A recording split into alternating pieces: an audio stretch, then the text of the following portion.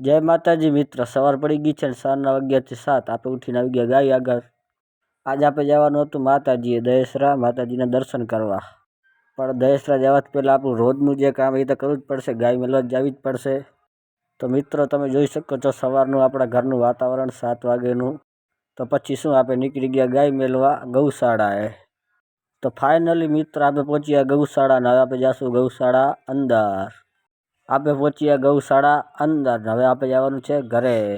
આપણે પહોંચી ગયા ઘરેથી તૈયાર થઈને આપણે આવી ગયા ગાડી આગળ. ગાડી આવી ગઈ છે ને હવે આપણે જવાનું છે દહેસરા માતાજીના દર્શન કરવા.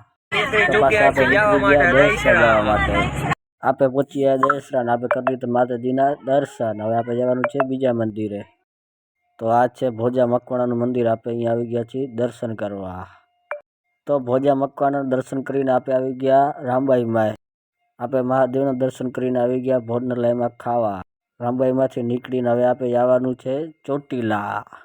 તો રસ્તાનો આનંદ લેતા લેતા આપણે જવા લાગ્યા ચોટીલા.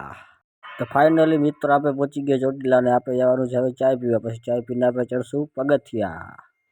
તો આપણે આવી ગયા ચાય પીવાને હવે આપણે જવાનું છે પગથિયા ચડવા.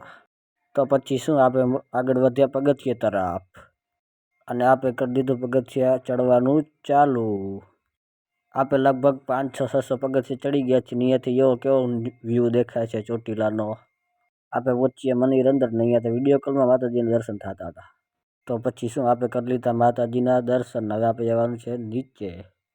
પણ નીચે જવાથી પહેલાં અહીંયા ઘણા બધા મંદિર હતા. જો કાળ ભૈરવ દાદાનું મંદિર છે અહીંયા આગળ. માતાજીના દર્શન કરીને આપણે આવી ગયા નીચે. અહીંયા નકલી ઘોડા હતા. અહીંયા તો માણસોને ઉલ્લું બનાવે, ખોટા ઘોડા માથે બેહારે. ચોટીલાથી નીકળીને આપણે જવાનું છે હનુમાન દાદાના દર્શન. આપણે પહોંચી ગયા કટારીયા હનુમાન દાદાના દર્શન કરવા.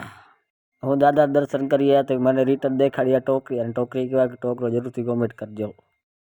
તો આપણે કરી લીધા દાદાના દર્શન. હવે જવાનું છે ઘરે. તો ભલે મિત્રો આજનો મિની બ્લોગ અહીંયા જ પૂરો. આવા નવા વિડીયો જોવા માટે લાઈક કરો, શેર કરો, સબસ્ક્રાઈબ કરો અને તમારા ફ્રેન્ડ સપોર્ટ કરો. ને આનો ફૂલ બ્લોગ કાલે આવી જશે.